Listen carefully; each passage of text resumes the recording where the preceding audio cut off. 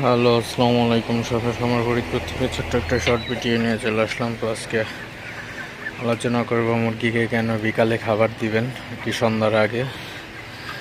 তো এখন হচ্ছে প্রায় 5:30টার মতো বাজে। তো আমি এখন মুরগিগুলোকে খাবার দিয়ে দিছি। আপনারা দেখেন সব মুরগিগুলাই খাইতেছে।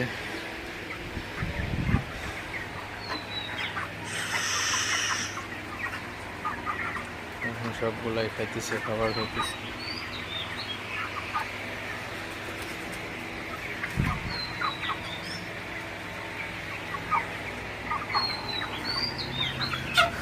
তো রেডি মুরগিকে দিনের বেলায় প্রচুর গরম থাকে, এজন্য খাবার দিবেন না।